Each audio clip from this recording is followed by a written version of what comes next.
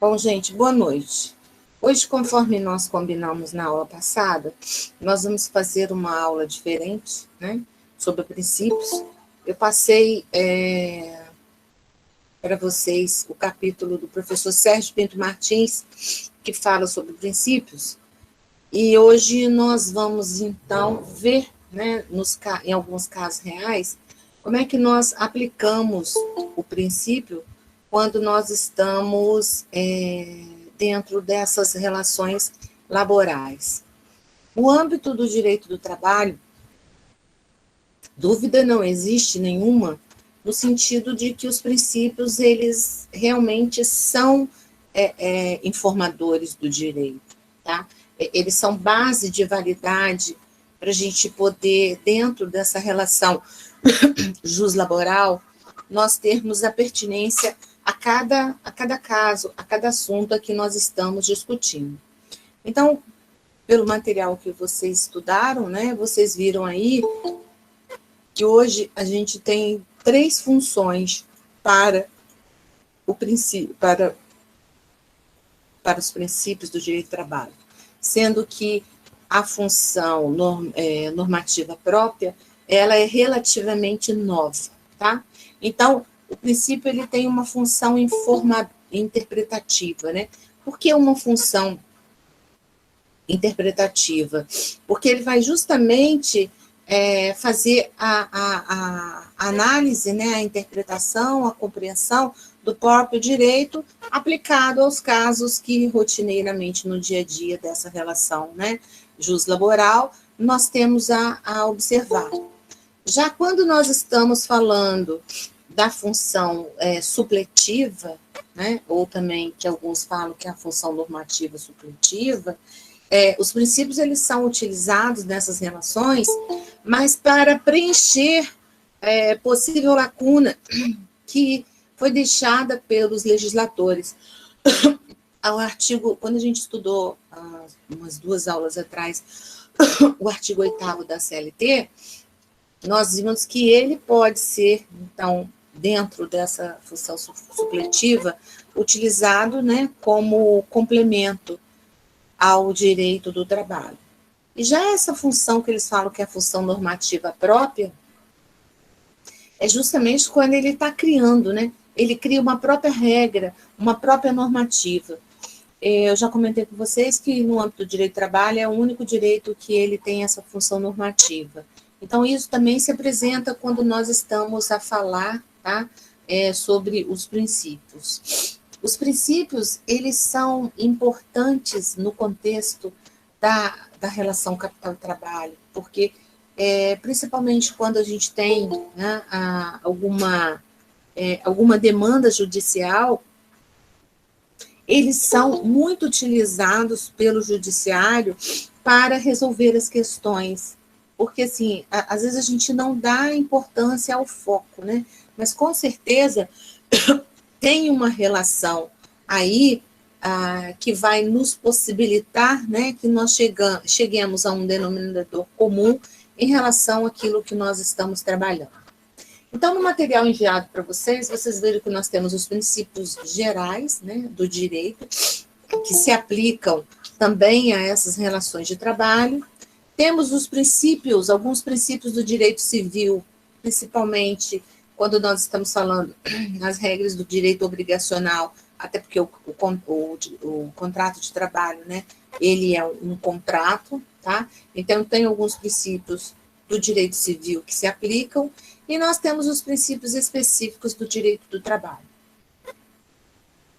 Ficar somente falando sobre os princípios, sem vocês verem, sem vocês verem como eles se aplicam, fica assim meio, é como se ficasse faltando alguma coisa. Por isso é que, na verdade, agora, nós vamos então pegar o quê? Nós vamos pegar casos reais e agora, em sala de aula, nós vamos tentar resolver alguns casos. E à medida que a gente for resolvendo os casos, né, vocês vão falando, e depois eu faço o fecho, já falando como é que é essa, fazendo a correção, e a gente também já vai falando, então, sobre o princípio, tá?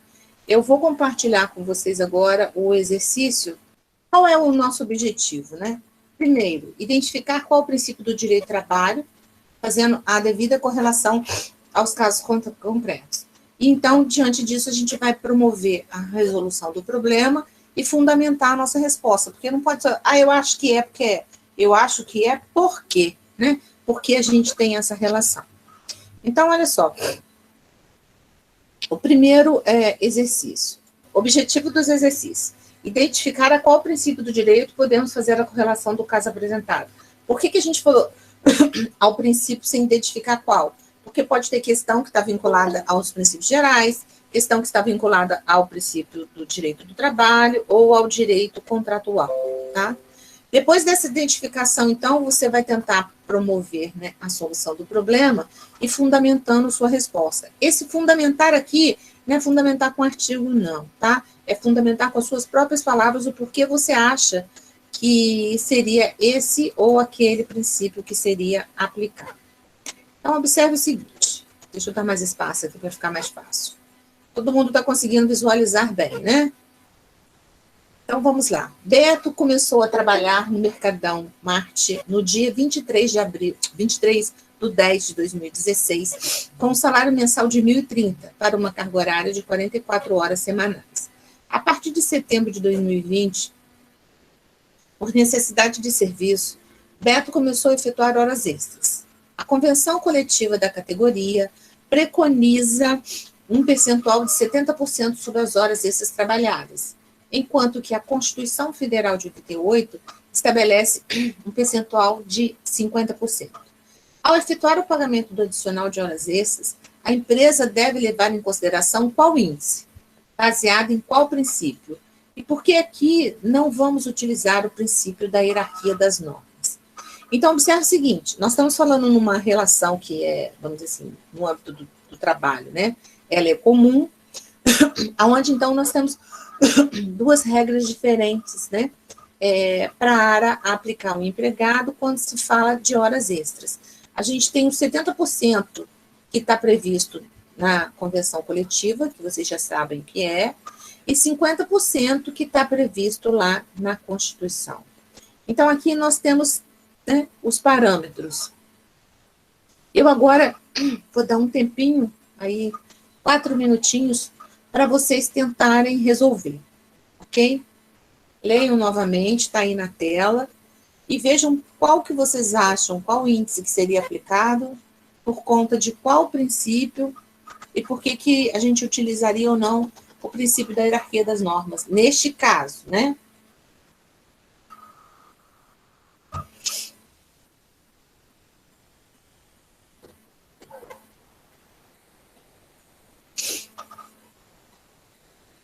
Não é difícil, gente, é só pensar. Quem leu o material, com certeza tem mais facilidade.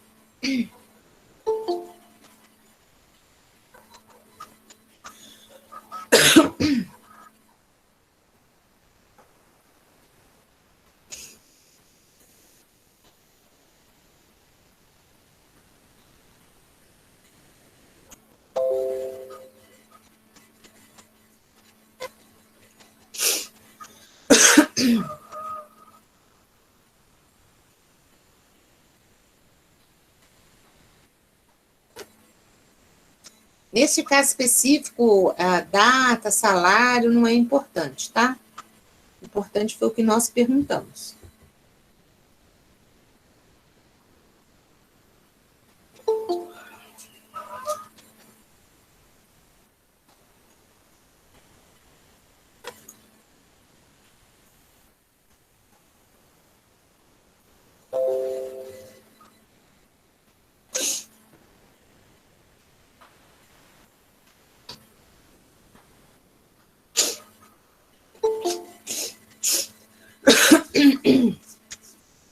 Ai.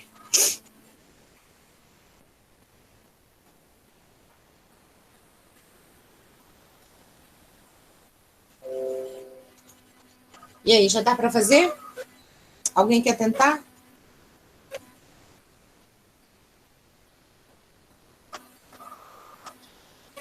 Vamos, gente. Professora, eu Oi. coloquei que o índice que deve ser utilizado é o de 70%, baseado no princípio da proteção. E a questão do... porque é a condição mais benéfica para o trabalhador. Não sei se está certo. Muito bem. Então, vamos só agora aproveitar, né, e aumentar essa resposta e explicar o princípio. Como a Ana que está falando, né? Como a Ana falou, o princípio da proteção, ele vem justamente nessa relação juslaboral, equilibrar, né, trazer um equilíbrio ao contrato de trabalho, tá? Só que esse princípio da proteção, ele se divide em três, como se fosse três vertentes ou três ápices diferentes, tá? Indúbio para o operário, ou seja, na dúvida, sempre em favor do operário. Por quê? Porque o operário representa o trabalhador, aquele que está numa posição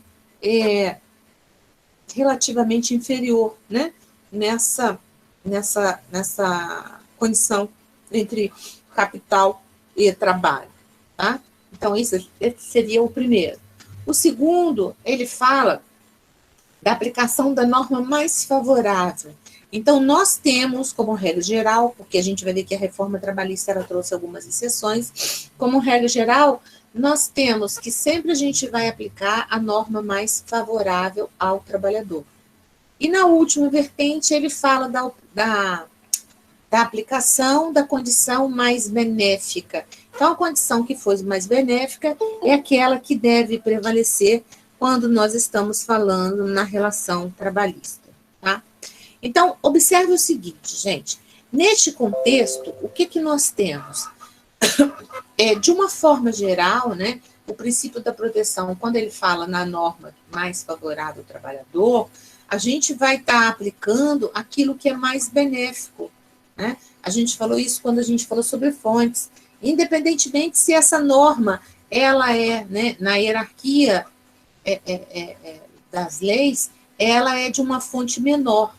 Porque se a gente for comparar a Constituição com a Convenção Coletiva, é claro que a Constituição é maior, né, hierarquicamente superior. Mas, no âmbito das relações de trabalho, eu vou aplicar aquilo que é mais, a norma que é mais benéfica ao trabalhador. Então, ela falou correto, eu vou aplicar o percentual de 70%. Mas por que eu não aplico esse princípio da hierarquia? Regra geral, eu não aplico o princípio da hierarquia das normas justamente pelo princípio da proteção. Se eu tenho que aplicar a norma mais favorável, então eu não vou levar em consideração esse princípio da hierarquia, eu vou levar em consideração aquilo que é maior, e é maior no sentido de benesse, né? Aquilo que faz com que o empregado ele tenha um poder de compra, né, maior nessa relação, tá? Essa é a regra geral. Mas eu quero fazer aqui algumas colocações em relação à reforma trabalhista. O que acontece? A Lei 3.467 de 2017, né, que entrou em vigor em final de 2017, ela acabou por resvalar um pouco no princípio da norma mais favorável. Por quê? Nós temos agora alguns empregados que recebem até um determinado teto da Previdência Social, que eles podem negociar diretamente com o empregador, tá?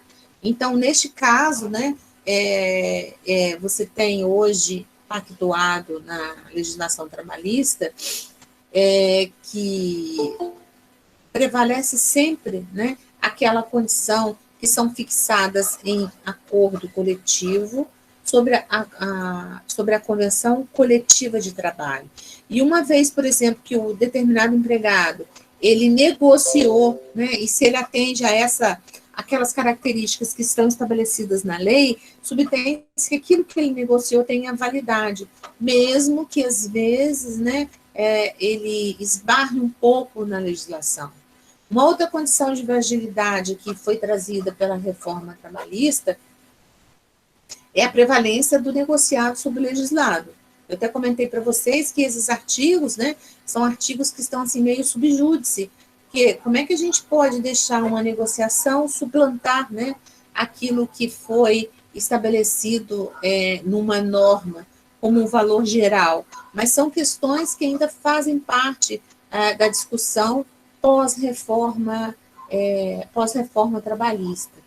Então, e a gente ainda tem, então, vocês, quando forem ler, vocês observem o artigo 611-A da CLT, que ele fala em algumas condições de livre estipulação pelas partes. O 444, que fala nessa condição da pessoa que tem nível superior, né, e que recebe percepção, né, de 2 vezes mais o limite da Previdência Social, entendendo que esse empregado ele não é hipossuficiente, ele tem condições de se autogerir e, consequentemente, condições de gerir aquele contrato, tá?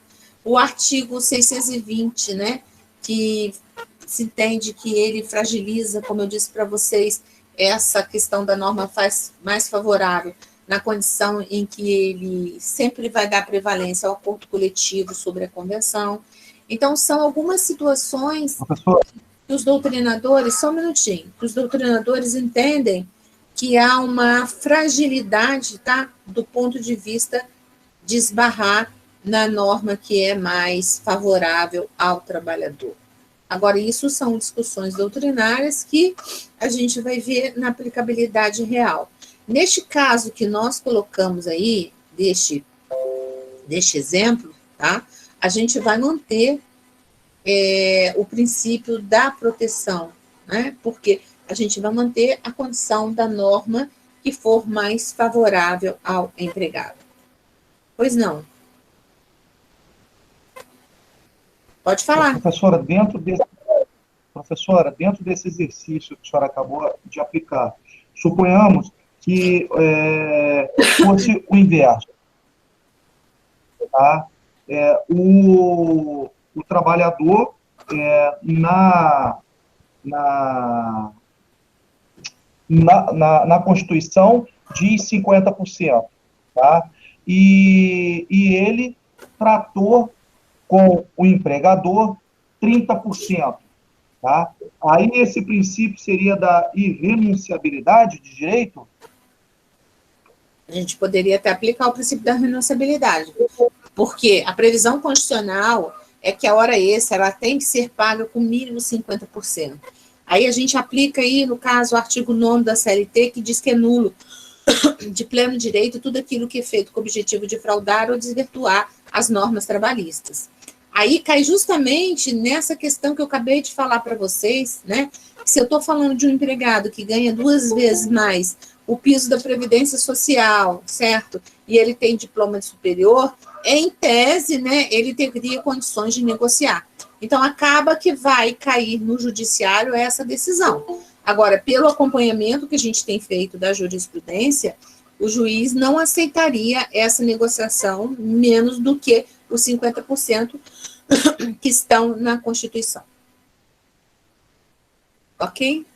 Então, quer dizer que para o trabalhador renunciar a algo tem que estar previsto dentro da Constituição, não pode ser abaixo da Constituição. Assim, não é como só parâmetro com a Constituição, porque a gente tem várias legislações. Nós temos direitos irrenunciáveis. Eu não posso renunciar à carteira de trabalho, eu não posso renunciar ao salário, eu não posso renunciar às férias, eu só posso renunciar em juízo. Ele pode chegar em juízo e renunciar e o juiz entender que não existe nenhuma condição desfavorável e homologar. Não tem, o Flávio entende o seguinte, não tem uma regra única, tá? No direito, a gente tem um grande problema. O resultado, por exemplo, de 2 e 2 podem ser 4, pode ser 5, pode ser 3, pode ser 0, porque depende muito da interpretação que o juiz vai dar ao caso concreto. O que você falou, pelo acompanhamento da jurisprudência, a gente entende que o juiz não vai, mesmo que seja, em tese, uma pessoa com diploma superior e recebendo mais, né, 2 vezes mais do que o piso do fixado na Previdência Social, o juiz há de entender que a Constituição deve prevalecer. Mas, de repente, eu posso encontrar um juiz que vai entender que é válido porque ele tem condição de negociar? De repente, eu posso. Então, o que eu quero que você entenda é que aqui a gente está falando, né, assim, do julgamento pela maioria. mas a gente tem exceções. Porque a gente está falando em interpretação, tá? Agora, em relação a esse direito previsto na Constituição, as decisões que eu tenho feito é prevalecer sempre a Constituição como um mínimo, porque ela já estabelece um parâmetro mínimo. Ok? Ok.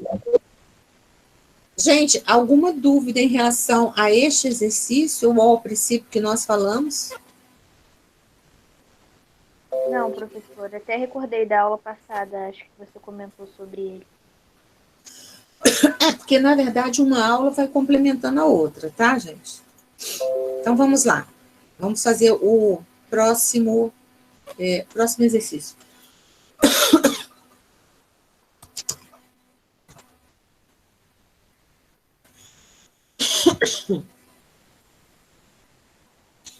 Alguém, por favor, poderia fazer a leitura? Porque eu estou bem rouca hoje, para me ajudar?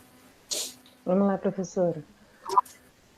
Paulo contrata Marta para trabalhar como sua secretária em seu escritório, de forma verbal, se comprometendo a assinar sua carteira de trabalho, tão logo sua firma estivesse regularizada. Ocorre que Paulo tinha ciência que nem sequer havia dado entrada nos documentos necessários a formalizar a empresa.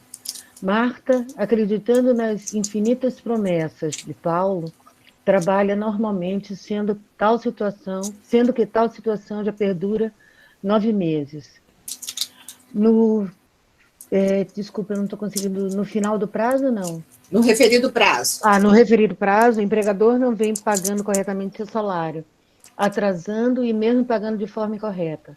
Assim, perguntamos: o fato de Paulo ter conhecimento de que sua empresa não seria regularizada por sua própria culpa esbarra em algum princípio?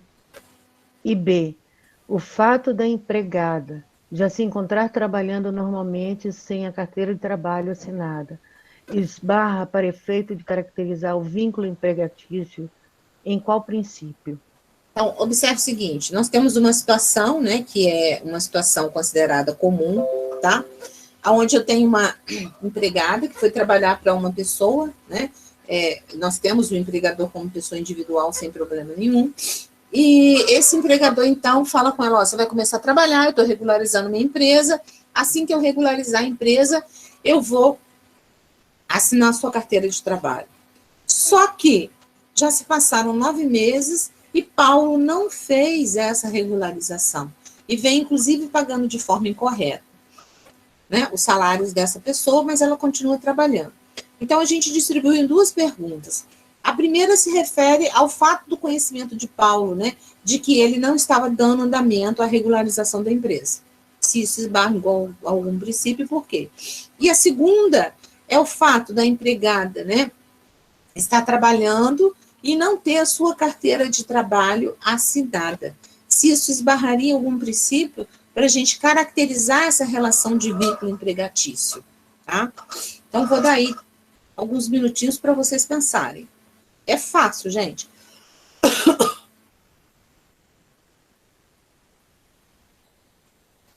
Pegue um material que eu mandei para vocês aí, dê uma olhada nos princípios, né? Acredito que alguém tenha anotado os princípios.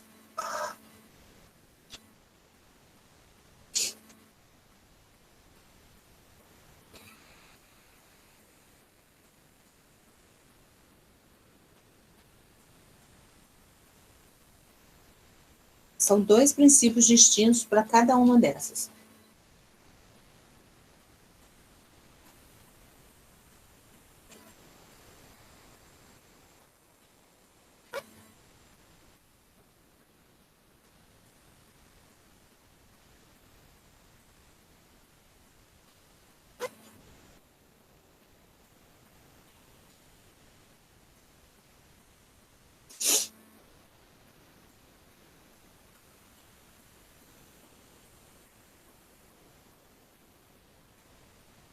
Professora. Oi? Eu identifiquei os 2 princípios, não sei se está de acordo, mas para o A eu identifiquei o princípio da boa-fé Por que seria o princípio da boa-fé? Porque o Paulo não foi honesto, considerando que ele já sabia que não estava com a documentação regularizada, né, e ainda assim contratou a Marta sob a alegação de que assinaria sua carteira. Muito bem. Então, olha só, o princípio da boa-fé, até na regra do livro que eu mandei para vocês, do professor Sérgio Pinto Martins, porque eu procurei trabalhar dentro do Sérgio Pinto Martins, porque ele já trabalha com aqueles que, vamos dizer assim, são principais. Porque, assim, gente, de autor para autor, né, vocês sabem que o direito é dinâmico, então a gente tem variações. Se vocês pegarem, por exemplo, o livro do professor Plácido Rodrigues, vocês vão ver que ele escreve um chamalhaço de princípios. Então, eu peguei o do professor Sérgio, que ele é bem objetivo quando ele fala de princípios e estabelece aqueles que são, vamos dizer assim, os principais. Então, vocês observaram que lá, ele colocou que nós temos alguns princípios do direito civil, né, ligado à parte de obrigações e contratos, que nós utilizamos dentro do direito do trabalho, certo? Assim como ele coloca, né, alguns que são gerais. Aí, o que acontece? A maioria dos autores coloca, como a Virginia falou, o princípio da boa-fé, mas eles falam na boa-fé dos contratos. Eu, particularmente, acho que a vida da gente, ela está permeada sempre do princípio da boa-fé, independentemente de ser uma relação contratual ou não, mas a gente tem que observar aquilo que está na lei. Então, ela fez a ponderação muito correta. Por quê? O Paulo, ao contratar a Marta, ele contratou dizendo o seguinte, ó, você vai começar a trabalhar para mim, a minha carteira ainda não, a minha empresa não está regularizada, mas eu já estou providenciando. Só que, na verdade, ele não tomou nenhuma providência, né, ao longo desses nove meses, desse período, para efetivamente regularizar essa situação. Ele simplesmente ficou quieto. Então, ele agiu o quê? Ele agiu com má fé, porque ele fez uma promessa que ele não cumpriu, que ele sabia, tinha plena ciência, né, que ele não estava a cumprir. Então, no caso aqui, essa falta, né, de postura do Paulo faz com que, né, e até a culpa dele, faz com que a gente esbarre no princípio da boa-fé. Tá? Sensivelmente, ele agiu aqui com Marta de má-fé. Isso não vai descaracterizar, né, a relação de emprego entre elas, mas ele está se utilizando nessa pontuação que a gente está perguntando em relação ao conhecimento de Paulo, ele realmente agiu contra o princípio da boa-fé. Alguma dúvida sobre esse princípio? Bom, vamos lá. O B. O fato da empregada já se encontrar trabalhando normalmente, sem a CTPS. CTPS é a carteira, tá? Carteira de Trabalho e Previdência Social assinada. Esbarra para efeito de caracterizar o vínculo empregatício, né? Estabelecer o vínculo entre empregado e empregador, a relação de emprego. A gente esbarraria em qual princípio aí? Qual princípio que eu vou me utilizar? Segurança jurídica? Não. É um princípio específico para o direito do trabalho.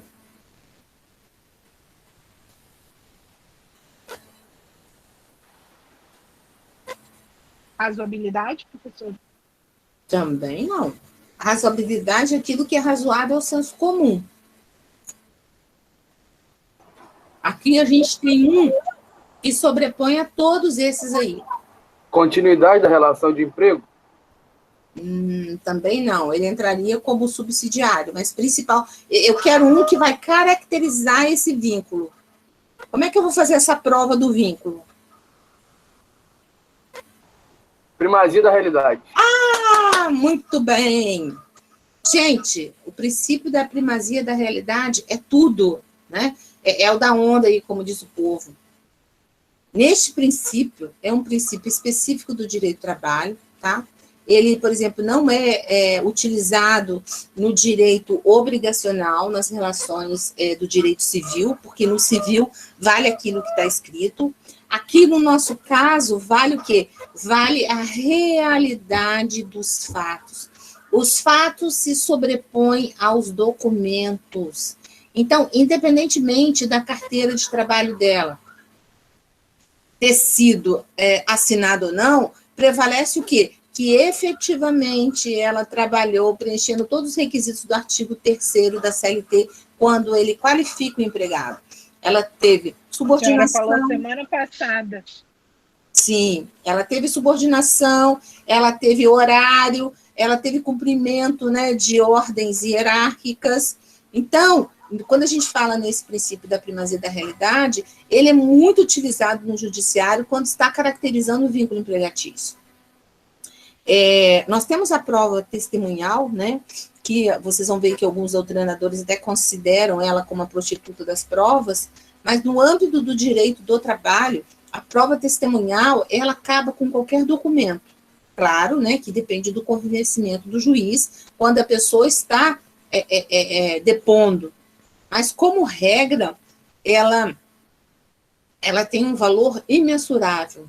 Então, assim, eu posso ter meu contrato de trabalho assinado, meu recibo de pagamento, ter combinado, tudo isso, mas a realidade dos fatos é o quê? É que ele não assinou e eu preenchi todos os requisitos. Então, aqui, eu vou me utilizar, né, do princípio da primazia da realidade para comprovar que a relação entre Marta e Paulo é uma relação com vínculo empregatício, é um trabalho de subordinação, que caracteriza a subordinação. Então, aqui os fatos sobrepõem a qualquer documento. Eu sempre vou levar em consideração, nessa relação, os fatos, a realidade. Tá? Esse princípio vocês nunca podem esquecer, porque ele é muito utilizado, é base para todos os outros. Vocês vão ver que eu coloquei lá no ABA para vocês, acho que umas 2 ou 3 decisões, tem até uma bem antiga, mas que eu gosto, que é curtinha, que o juiz, por exemplo, tem o vínculo empregatício para um cambista de jogo do bicho, pela realidade dele, da contratação, entendeu? Tem um do SESI Senai interessante, que ele deu com base no princípio da primazia da realidade, ele deu um vínculo de professor, uma pessoa que em tese não seria, entendeu? Professor. Então, assim, através desses princípios, nós conseguimos realmente atender aquelas funções, né, que eles estabelecem para caracterizarmos, né, os princípios. Então, eles são importantes no contexto, tá? Por isso é que a gente falou lá da função de interpretação, né, a supletiva, a normativa própria, eles realmente conseguem atender a essa especificidade, tá? E esse princípio é um princípio que vocês têm sempre que ter ele aí na manga, porque em muitas situações é o princípio que vocês vão se utilizar. Ele quebra qualquer documento. Mesmo, quer ver uma situação que é muito real? As empresas costumam pedir os empregados, né, para abrirem um MEI, né, uma pessoa, em tese, uma pessoa jurídica, para trabalhar dentro da empresa. Só que, na verdade real, do dia a dia, essa pessoa, ela tem a caracterização de empregado subordinado. Ele é um subordinado. Então, se ele consegue fazer essa prova, o juiz vai dar uma nulidade de todo esse período que ele teve lá como MEI, com base no princípio da primazia da realidade. Então, ele é, assim, um princípio muito, muito, muito importante, e que a gente utiliza ele, assim, eu diria muito, no âmbito do direito do trabalho e, consequentemente, da justiça do trabalho. Alguma dúvida, gente, em relação a esse princípio? Não, professora. Essa situação que você acabou de citar, minha irmã vive essa realidade. Ela trabalha como faturista para uma clínica e eles desvincularam ela, né, como profissional, como empregada, e fizeram ela abrir um MEI e ela presta serviço para eles, inclusive com carga horária em determinados dias da semana. Muitas empresas fizeram isso. Algumas empresas já até retornaram atrás nesse processo, né? Mas a reforma trabalhista também, ela acabou trazendo uma certa fragilidade, porque nós não tínhamos uma legislação própria sobre processos de terceirização. Nós só tínhamos a súmula 366 do TST, e ela hoje permite que, na verdade, a gente possa ter todas as atividades da empresa, né, terceirizada. Isso trouxe, sim, bastante desconforto. E é uma coisa que, infelizmente, é muito comum, é muito praticada. Mas se depois ela conseguir comprovar, né, a especificidade do serviço dela, preenchendo os requisitos que estão estabelecidos na lei para gerar o vínculo, ela tem direito de reclamar aí os últimos 5 anos de trabalho. Ok, professora. Beleza? Mais alguém quer colocar, não? Então, vamos lá, no próximo.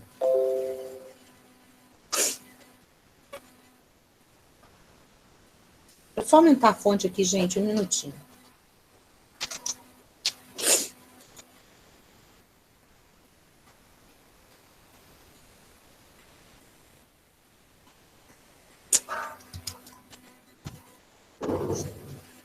Alguém pode ler, por favor?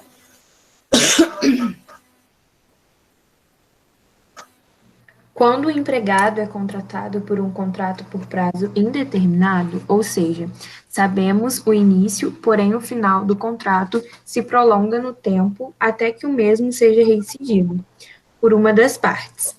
O contrato de trabalho nesta modalidade não se exaure na realização de uma tarefa execução instantânea, sendo, portanto, considerado como de trato sucessivo. Dessa forma, a partir do momento que fazemos a afirmativa acima, pode-se considerar que o contrato de trabalho por prazo indeterminado embasaria um princípio do direito do trabalho que seria... Então, vamos ver a situação. Eu estou vendo a situação com vocês, gente, que é a análise que vocês têm que fazer a hora que vocês tiverem que responder sozinho, né? Então, aqui a gente está falando de um contrato de trabalho. Nós já comentamos, né? Embora a gente vai estudar contrato só na semana que vem. Mas a gente já comentou que o contrato de trabalho, ele é um contrato bilateral, né? E ele é um contrato que gera obrigações recíprocas para as duas partes. Ele é um contrato de trato sucessivo. Por que ele fala que a obrigação não se exaure num único momento ou apenas numa manifestação? Porque é o seguinte, ó, a pessoa que trabalha, ela trabalhou 30 dias. Ao final desses 30 dias, há uma quitação desses 30 dias. Se ela fez hora extra, se ela faltou, tudo vai ser descontado. Quando chega ao final, nós começamos tudo de novo. Então, é uma prestação de trato sucessivo, né? Ele vai se renovando a cada mês nessa relação, tá? Então, por isso que ele fala aí dessa circunstância. E a característica, nós temos um contrato por prazo determinado e um contrato por prazo indeterminado. Quando nós estamos a falar do prazo indeterminado, ele é a regra geral. O objetivo do contrato é que o contrato ele vigore sem ter uma determinação de prazo. Porque nós estamos falando num direito, numa necessidade que tem um caráter alimentar. Então, o objetivo é que esse contrato ele se prolongue, né, no tempo, para que a parte tenha emprego, consequentemente, não fique numa condição, né, de fragilidade. Mas nós temos algumas exceções que estão previstas lá no contrato por prazo determinado, que a própria lei traz para a gente. Neste caso, então, quando a gente fala no contrato por prazo determinado, por exemplo, contrato de experiência, ele tem uma pré-determinação de prazo, né? Ele pode ser de 30, 60 ou 90. Acabou ali, não posso renová-lo novamente. Ele então tem algumas características que, se não forem observadas de forma correta, ele pode passar, então, como penalidade para o prazo indeterminado, tá?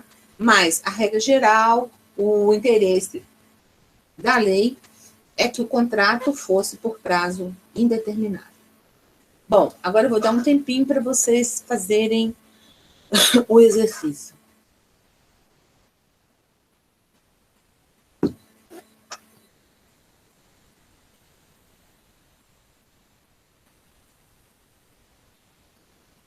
Professora, Oi? seria o princípio da continuidade de relação de emprego? Muito bem, mas por que seria ele? Justamente só falou que se trata de um caso alimentar, né, de preservação do contrato de trabalho, segurança do trabalhador. Uhum. É isso mesmo. Essa característica, então, do prazo indeterminado, né, ele vem vinculado a essa manutenção do emprego, a essa continuidade da relação de emprego. Vejam, gente, que nós não falamos relação de trabalho, né, porque trabalho, eu teria pessoas que não estão numa relação de vínculo. E aqui, como a gente está falando do ambiente especificamente, né, da relação de vínculo empregatício, por isso que nós falamos da relação de emprego, porque a gente está falando no emprego subordinado. Então, dentro da característica geral do contrato de trabalho, nós vamos manter aí que o princípio que estaria atrelado a essa condição, né, que é um princípio específico do direito do trabalho, é o princípio da continuidade dessa relação, da relação de emprego, tá? Porque a objetiva que é a obrigação, né, dessa relação, ela tenha uma manutenção e ela não se encerre de uma única vez. Ok? Ela tenha continuidade, ela tenha permanência, até pela característica, né, que é possibilitar a pessoa ter uma condição melhor de coexistência, né, dentro da sociedade. Dúvidas? Alguém tem alguma dúvida? Em relação ao contrato, a gente ainda vai voltar, tá, gente? A gente vai falar sobre isso na próxima aula. Mas eu queria só que vocês entendessem que existe diferença entre determinado e indeterminado. O contrato determinado, ele já nasce sabendo quando vai morrer. E o indeterminado, que é a regra que deve ser sempre aplicada, ele nasce e não tem um prazo. Ele vai vigorar até que alguém, né, uma das partes, empregado ou empregador, resolva por fim a esse contrato. Professor, o contrato determinado, ela seria o mesmo princípio ou não? Não entendi. Fala de novo. O contrato por tempo determinado, qual seria o princípio? É o mesmo? Não deixa de não ser o mesmo, tá, Flávio? Mas ele entra como exceção, porque o contrato por prazo determinado, por exemplo, quando eu falo que eu faço um contrato de experiência de 30 dias, ele sai um pouco dessa continuidade, né? Mas quando eu falo que eu estou fazendo um contrato de trabalho na modalidade determinada de 2 anos, a gente tem uma continuidade, só que dentro de um prazo de 2 anos. A aplicabilidade, vamos dizer assim, do princípio, ele se aplica aos dois, mas a forma de aplicar é diferente, tá? Porque eu vou ter que ver a relação desse contrato, mas de certa forma, sim, a gente utiliza ele. O contrato, pelo fato ser contratado indeterminado, às vezes a empresa pode colocar um contrato assim, de prorrogado de 45 dias a 90 dias, e ele definitivamente ser indeterminado, né? Depois, se ultrapassou o limite do contrato de experiência, automaticamente ele passa para indeterminado, que é a regra geral. Sempre uma das penalidades do contrato por prazo determinado é ele passar para indeterminado. Então, porque se a empresa faz um contrato determinado e a pessoa passa desse prazo, ele passa a ser automaticamente indeterminado, não? Sim, que eu acabei de falar. Essa é a regra. Assim, Eu falei que, como regra geral, uma das penalidades do contrato por prazo determinado, quando não observado, é passar para indeterminado. O determinado passa para indeterminado. Ou seja, eu não tenho mais prazo, não tenho mais limite de prazo. Entendeu? Ou ainda teve dúvidas? não, sim. Então, tá bom. Mais alguma dúvida, gente, sobre esse? Não? Então, vamos passar para este aqui. Professora, Oi. por favor, pode voltar para a pergunta 2, só para fazer um print da pergunta, por favor? No número 2?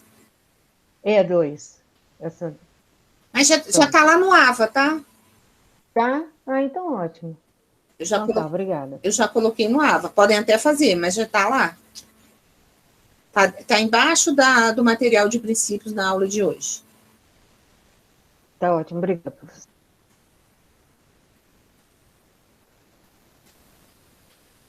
Deixa eu só aumentar esse aqui.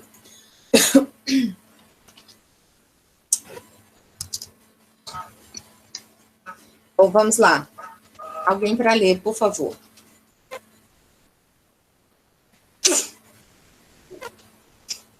Bruna trabalhava na empresa Mar do Leste ME como balconista, sendo que em 18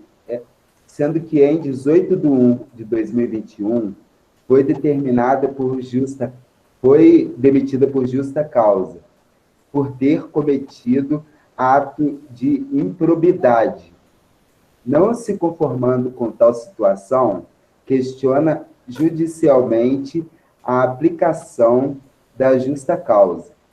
Sendo seu empregador, procura um advogado para proceder à sua defesa, e é informado que a ele cabe o ônus da prova quando a justa causa que fora aplicada à ex-empregada. O empregador fica indignado diante de tal informação, pois acha que, no caso em tela, caberia a Bruna promover a prova e não a empresa. O advogado vai explicar ao empregador os motivos que levam à inversão do ônus da prova, quando o questionamento é sobre justa causa. Para tanto, vai precisar se embasar em qual princípio? Utilizaríamos um princípio específico para o direito do trabalho ou não? Esse daí é um pouquinho diferente, né? O que acontece? Nós temos uma situação que também acontece, né? Assim, não vou dizer que é tão comum, mas para a gente é comum no âmbito da Justiça do Trabalho, aonde o empregado foi demitido, né? Porque ele estava furtando a empresa. Então, a empresa demitiu por justa causa. A justa causa, gente, é a forma de demissão que nós temos que é mais penosa, ela é mais gravosa ao empregado. Por quê? Ele só recebe saldo de salário, ele não recebe férias, 13º proporcional, ele não recebe fundo de garantia, multa dos 40%, então ele só recebe mesmo o saldo de salário. Então, assim, é a pior forma de demissão que nós temos, né, ao empregado, tá? Então, essa empregada foi demitida, né? A Bruna foi demitida. Ela não se conformando com essa justa causa, ela entrou na justiça questionando, né, essa justa causa. E essa empresa, quando recebeu a notificação inicial que procurou um advogado, o advogado falou para ela que ela, empresa, teria que fazer a prova, né, comprovar a aplicação da justa causa. Com que, então, ficou bastante indignado o empregador, porque ele achou um absurdo. Aí, nessa questão específica, a gente aplicaria um princípio para poder justificar, né, o porquê ocorreu essa inversão.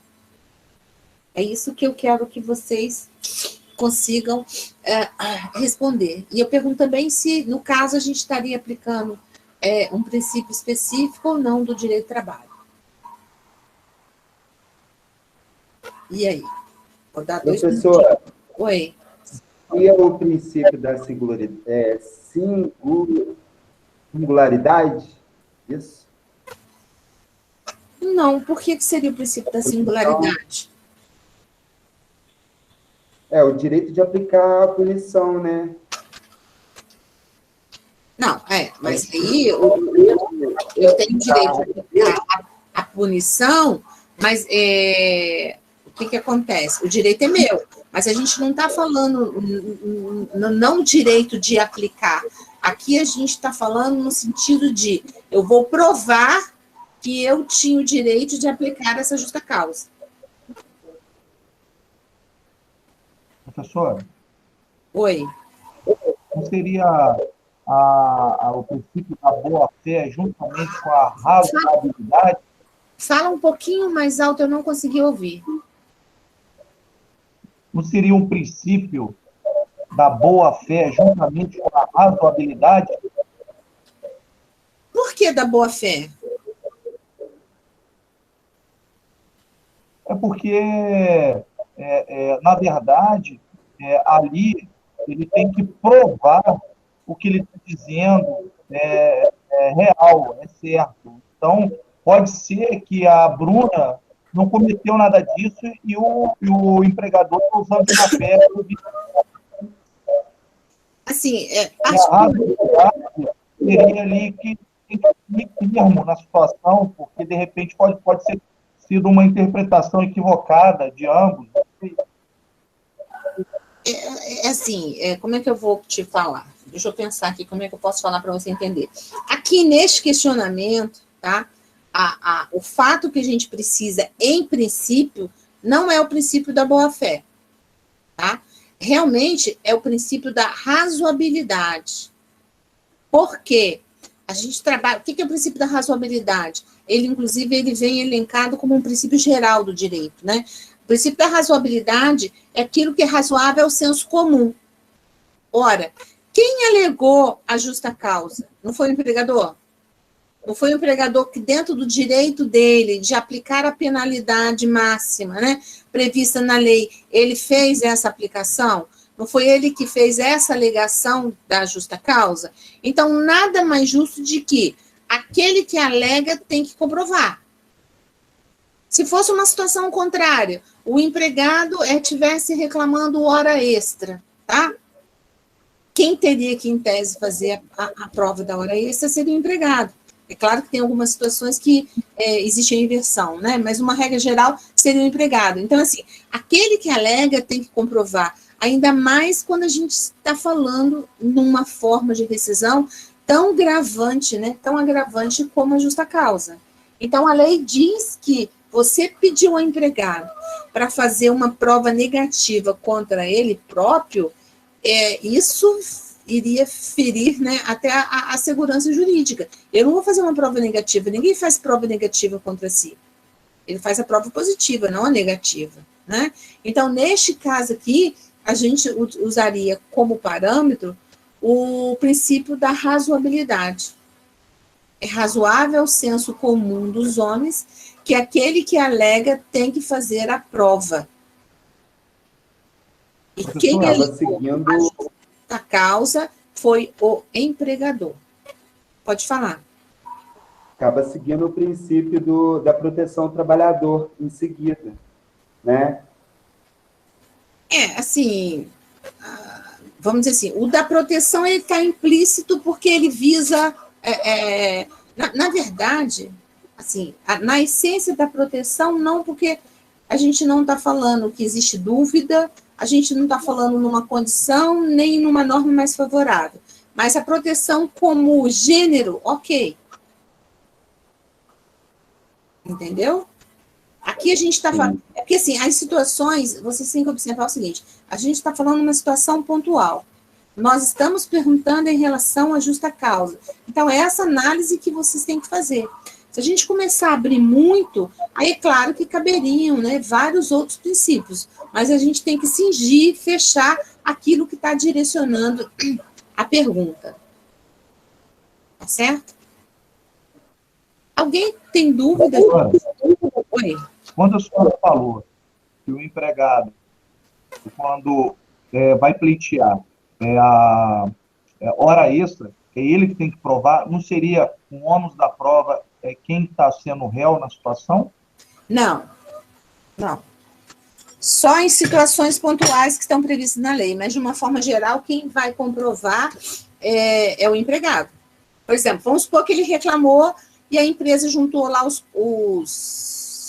cartões de ponto direitinho, que ele não tem hora extra. Ele é que vai ter que levar prova testemunhal, outra prova documental, que seja para desconstituir aquele documento. Ele é que está alegando. Entendi. Entendeu? Entendeu, Flávio? Entendi, professor. Ok. Mas quem quer perguntar? Mais ninguém, gente? Ah, outra coisa importante, que até teve a dúvida na outra turma. Aqui, gente, a gente não está entrando em mérito penal, tá? Não é objetivo de entrar na questão penal. A questão penal aqui é para efeito desse âmbito aqui, a gente está falando a questão trabalhista, né? Ela ter quebrado uma regra trabalhista, tá? Eu não preciso de entrar com uma notícia crime contra ela, nada disso, ok? Isso é uma outra relação, até porque, regra geral, o direito penal é um direito especial, né? Então, aqui a gente vai fazer essa prova no âmbito do trabalho, o julgamento que o juiz vai dar também é no âmbito do trabalho. Ok?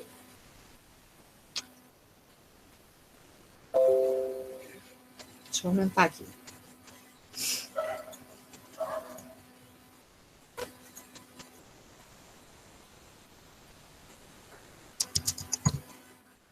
Vamos lá, alguém leia, por favor.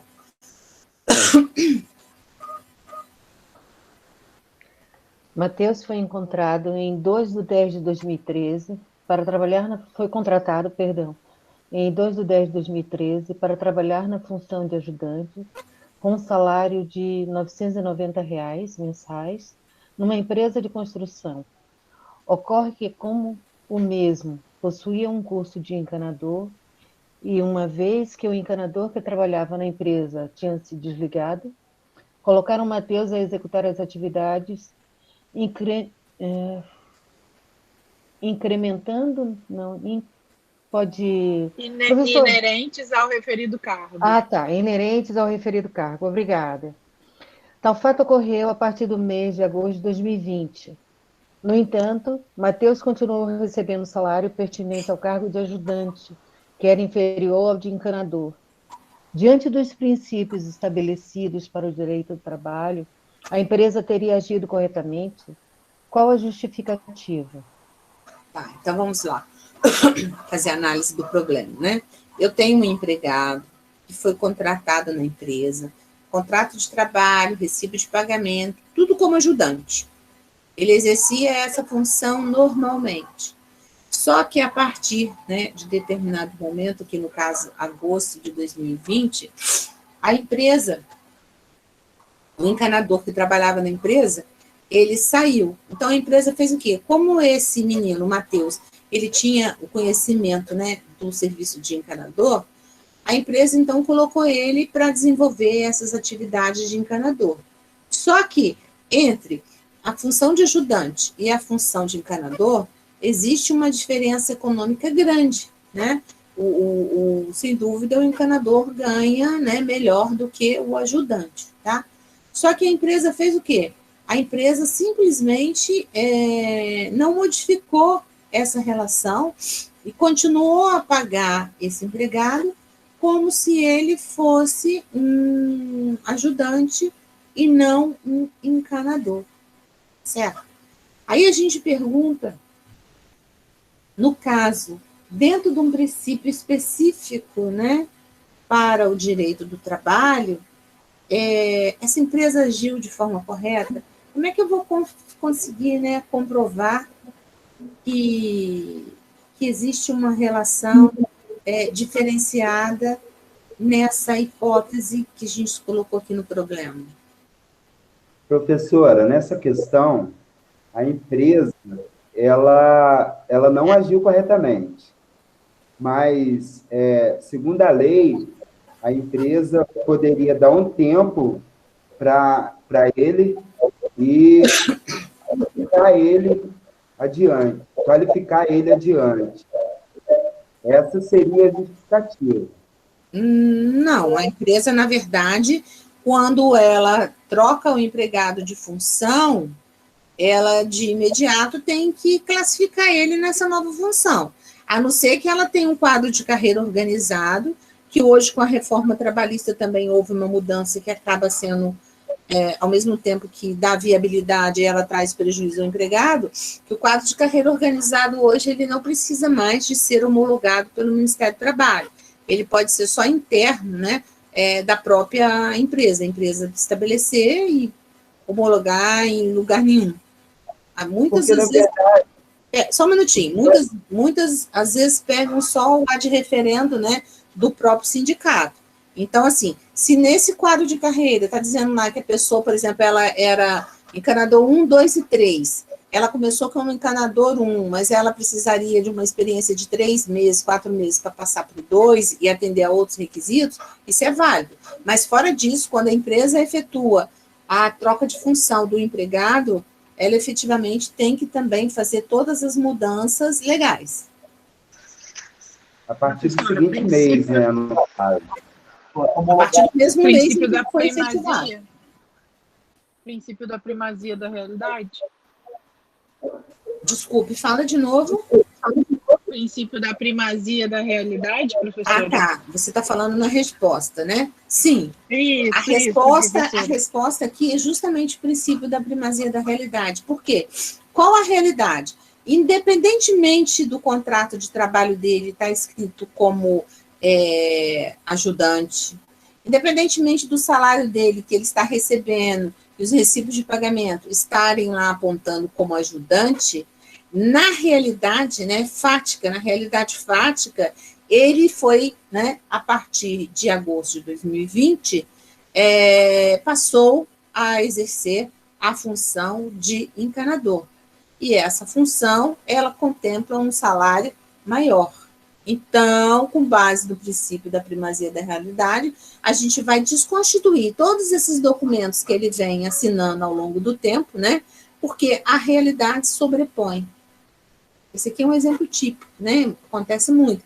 Essa realidade sobrepõe a essa condição.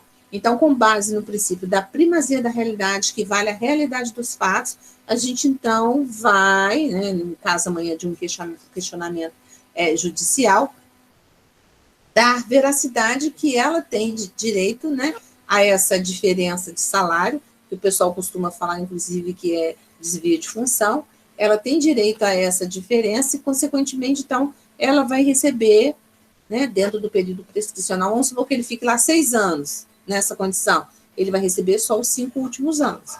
Ah, não, agora em agosto de 2021 eles regularizaram, mas tem um ano para trás que ele pode reclamar. Entenderam por que é o princípio da primazia? Professora? Oi, pode falar. Eu tenho uma situação dessa aí, mas só que minha situação começou antes da reforma da Previdência. E ela vai ser julgada na nova reforma da Previdência, trabalhista. Na verdade, o direito do trabalho, ele aplica-se imediato, mas se o seu contrato já tinha se encerrado, eu não sei qual análise que o juiz vai fazer. Geralmente, a nova legislação, ela entra em vigor imediatamente, tá, José? Mas como você falou que já era antes, já tinha um processo, aí vai ter que depender da análise do juiz ao caso concreto. Outra coisa que a gente tem que observar nisso aqui, por que aqui eu não falei nada de equiparação salarial? Quem sabe me dizer por quê? Prevista lá no 461 da CLT.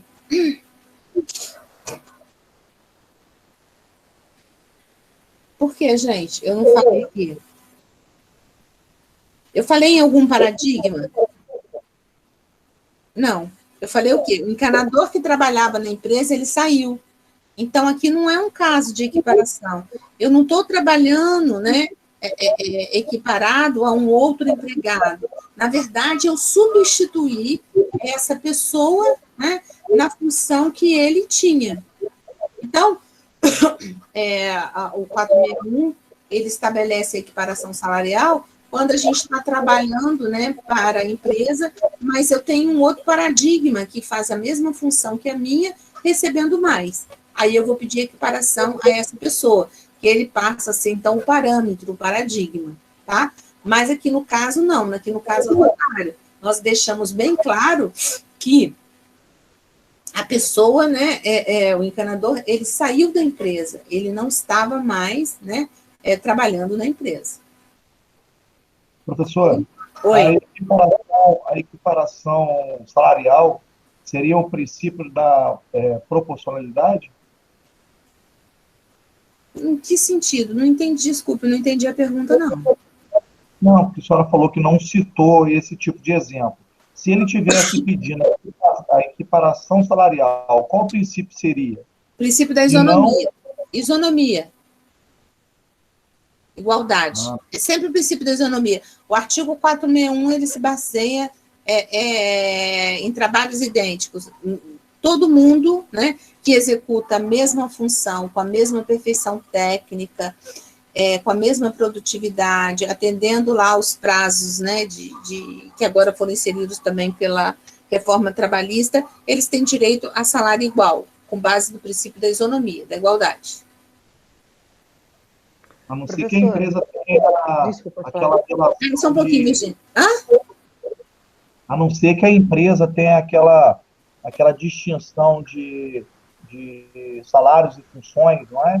Não, se ela tiver quadro de carreira organizado, não cabe equiparação salarial. Entendi, porque antigamente tinha que homologar isso pelo trabalho, né? Porque se ela tiver plano de cargo e salário, que é justamente o quadro de carreira organizado, aí a gente vai seguir aquilo que está no plano. A gente tem que observar o que está lá. Aí pode ser um desvio de função, pode ser, geralmente é ação de reenquadramento, porque aí você vai pedir para ser reenquadrado dentro do que está estabelecido no plano, mas não seria equiparação salarial. Ok. Pode perguntar, Virginia. Sim, professora, nesse caso aqui, se aplicaria também o princípio da boa-fé? Ou a da primazia ele sobrepõe qualquer outro princípio? Não, neste caso aqui, a gente não vai... Você pode até alegar, mas neste caso aqui, isso é muito comum e a pessoa nem bate na boa-fé, ele bate mesmo na primazia da realidade. Porque eu tenho que comprovar... Primeiro, até que para que eu possa, né, vir com a má-fé, eu primeiro tenho que comprovar que isso é realidade. Tá certo? E eu só comprovo isso, que é realidade, com a primazia. Aí depois, secundariamente, supletivamente, eu posso estar até me utilizando de outros princípios.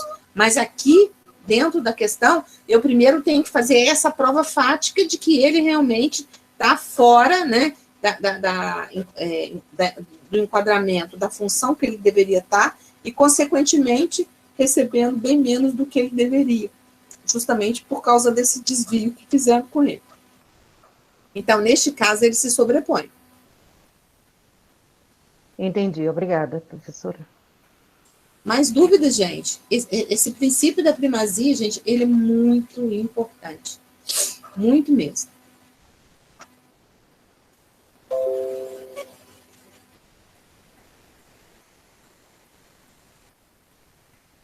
Professora, Oi. Quando a gente for defender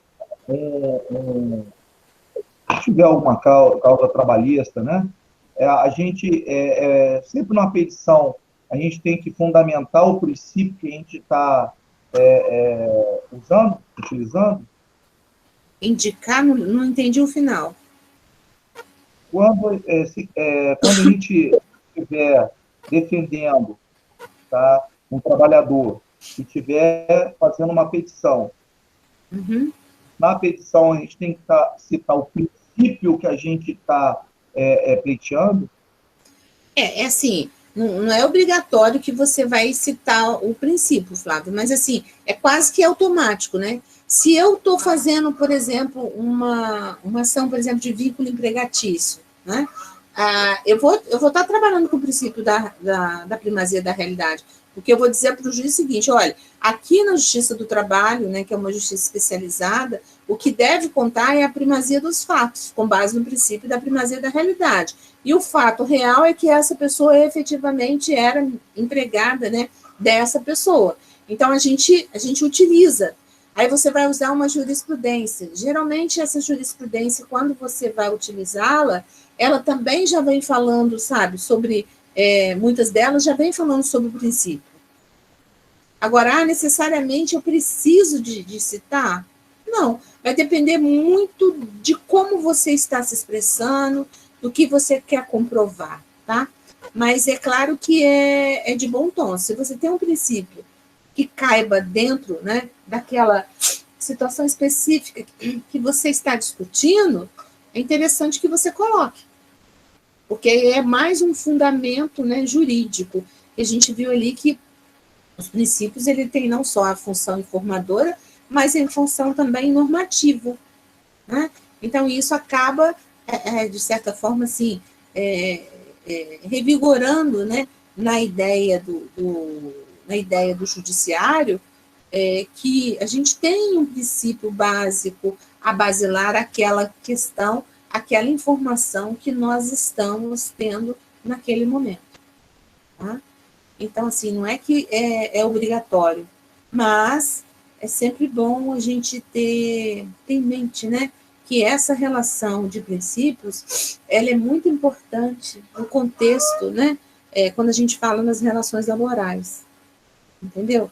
Então, acaba que a gente cita, ou você coloca uma jurisprudência que vai estar citando, então você acaba fazendo esse link, né, vamos dizer assim, esse link com os princípios. E você vai ver que o próprio juiz,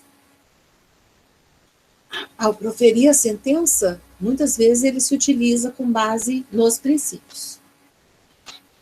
Ok? Mais perguntas? Não? Então vamos lá. Alguém pode ler, por favor?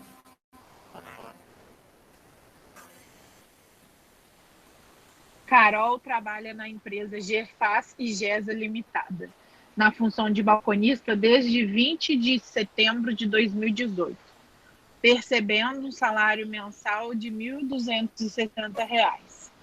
Tinha férias vencidas, correspondente ao período de 2018 e 2019.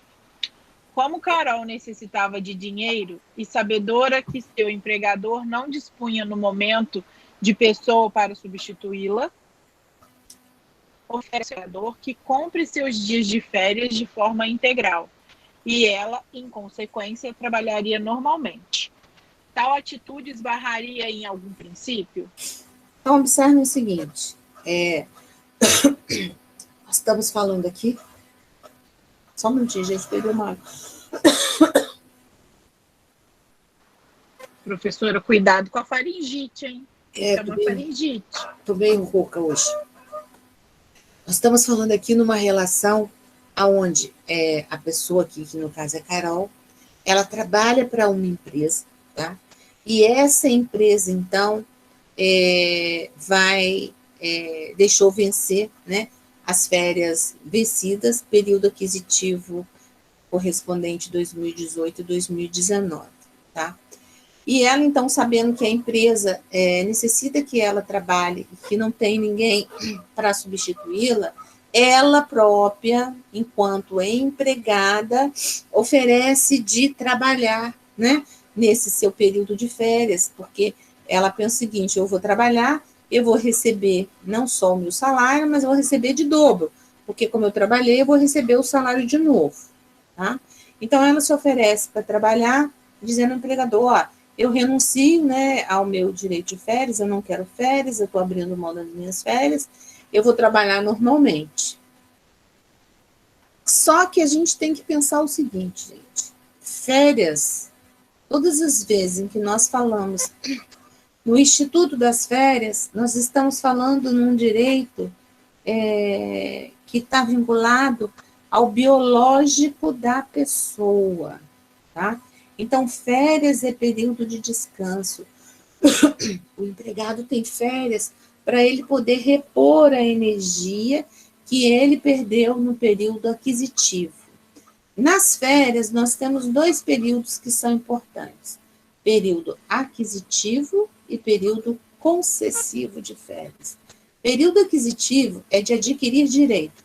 Então, quando eu entro na empresa, eu trabalho 1 ano, né, que é de aquisição, de adquirir, onde eu estou adquirindo direito às férias. A partir dali, o empregador tem 12 meses para dar as férias ao empregado, que é o período concessivo, que, na verdade, ele tem que dar até o 11º mês, porque se ele esperar 12, ela vai dobrar.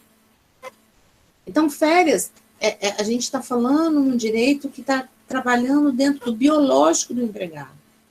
A primeira coisa que o Ministério do Trabalho, né, o antigo Ministério do Trabalho, uma fiscalização, pede quando chega na empresa é a papeleta de férias, para ver se foi respeitado esse período, ok?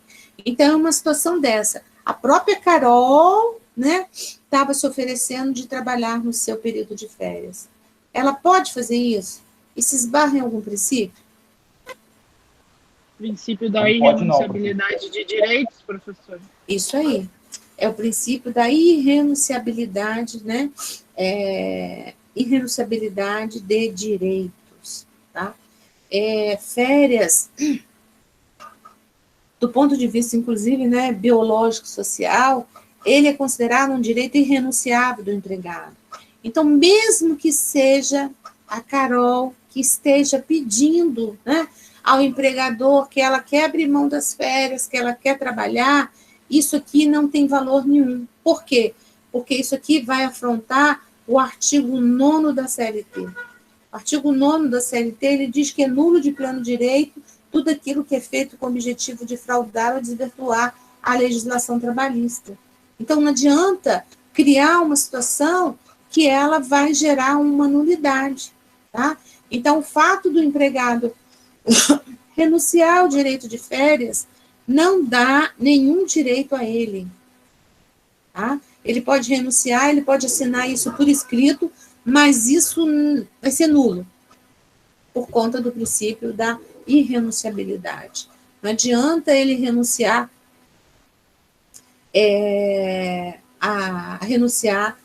a direitos, tá?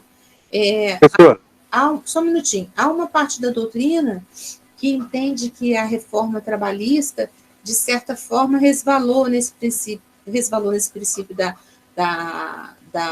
irrenunciabilidade, quando ela deixa esse empregado, né, que saiu da condição de hipossuficiente, negociar as regras do seu contrato de trabalho, quando ele recebe mais de 2 salários de piso da Previdência e ele tem curso superior. Mas, mesmo assim, salvo o melhor juízo, a gente tem que estabelecer que ele é um princípio maior. Então, assim, férias é uma coisa bem séria nessa relação trabalhista. Pode falar. Pode falar. Que eu já vi, né, muitos funcionários assim que vendem as férias 20 dias, isso aí não se encaixa nisso não, né?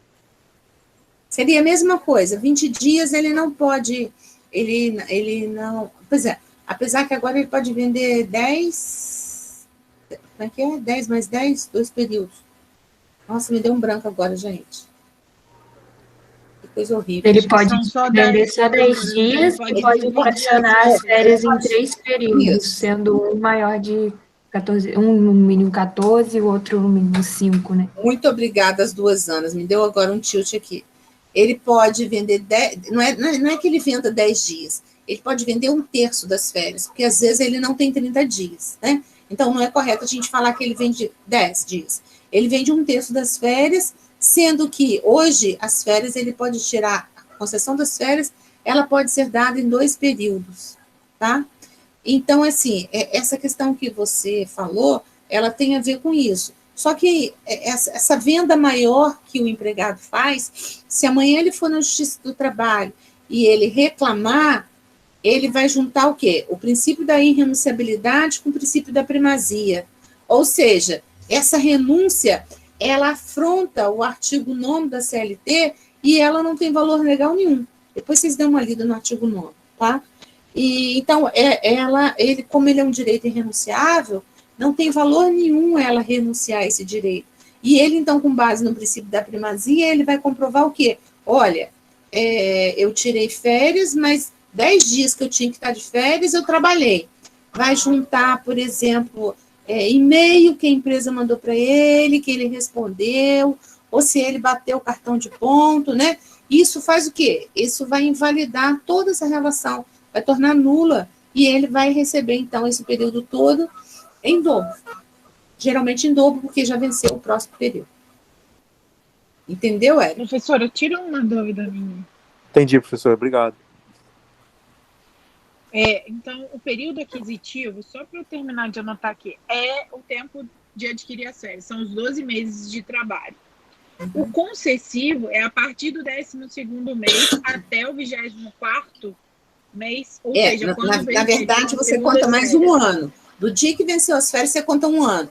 Só que se você dá férias com um ano, já deu a dobra. Então, você tem que dar férias até o 11º mês, para ainda ficar dentro dos 2 anos.